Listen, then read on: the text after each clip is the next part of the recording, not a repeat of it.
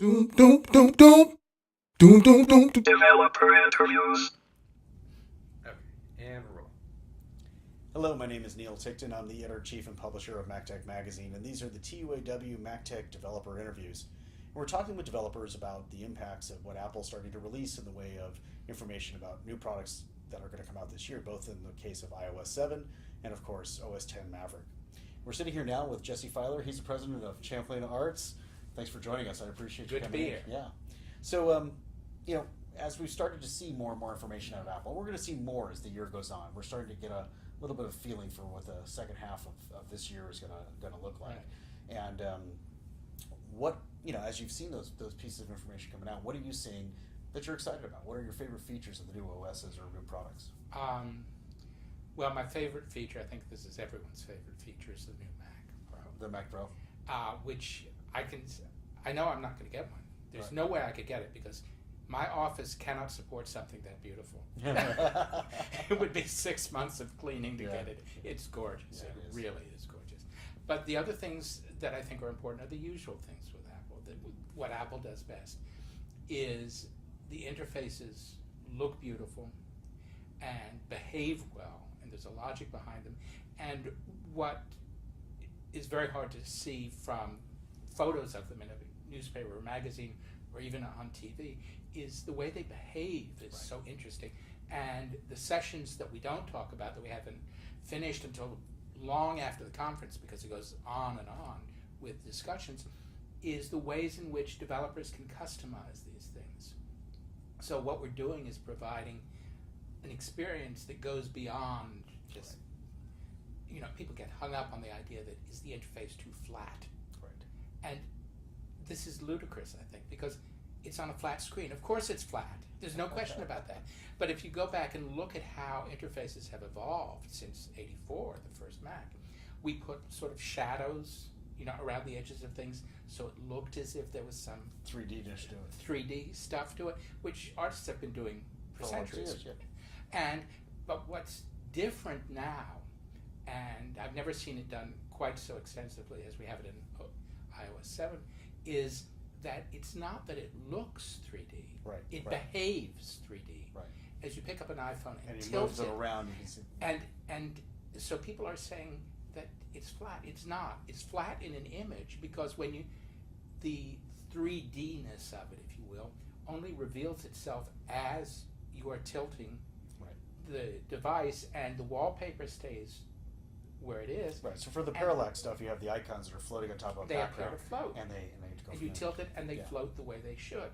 And when you take an image of that, there are none of these drop shadows there, so the image looks The flat. only way that you can demonstrate this is with the video as opposed to with something else. And even so, it's still not the same experience. It's not the same. So, It's just yeah. extraordinary. So tell me a little bit about what Champlain Arts does. What we do is our focuses really are on mobile databases. Mm-hmm. It started with databases and then it became mobile. Mm-hmm. And so we have a couple of apps out. I've done a lot of work with FileMaker, Mm-hmm. and I tend to work with small businesses and nonprofits. It's a niche I'm very comfortable with. They seem to be comfortable with me, and everyone I work with is interesting.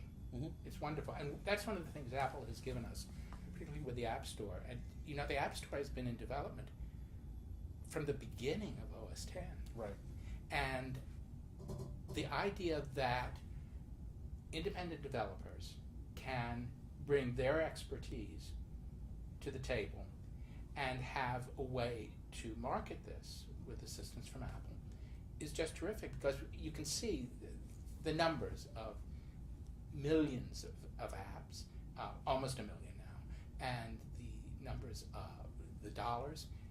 People are bringing their expertise, and they don't have to go through these enormous gatekeepers that we Right. used to have. Right. Still have, but Well, and there is some gatekeeping, of course, with app review and things along those lines that's going on. but that's different from the gatekeeping that I was told back in the 90s. It was a standard rule of thumb that to bring a software product to market, the minimum investment was $1 million.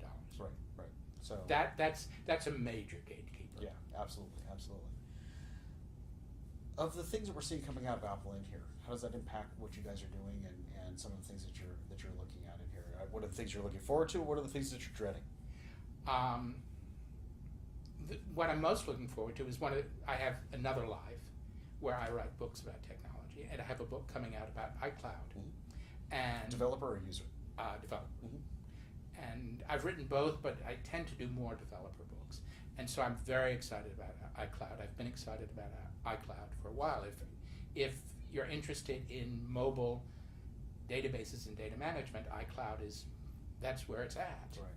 And because iCloud is totally dependent on structuring data, the synchronization part of iCloud works because we have the ability to take complex data structures apart and then put them back together again, so that if one phone number for 10,000 contacts in your address book changes, all you have to change is the one phone number, and that depends on being able to take it apart and put it back together. Sure.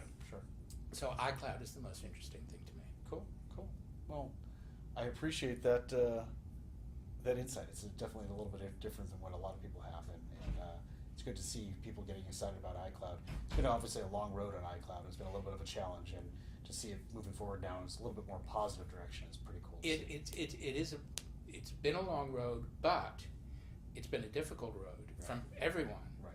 But there are still numbers out there. Apple is very glad to release these numbers that it's the largest cloud service. Sure. And some of them actually work. Many of them work, and I have my own theory about. There's one particular aspect of iCloud that has been problematic, and if you have like an hour and a half, I can explain why. No, not in this interview. Jesse, I appreciate you coming in and having a little chat Thanks, with us, Neil. telling what's going on. I'm Neil Ticktin. These are the TUAW MacTech interviews with developers. Thanks for watching.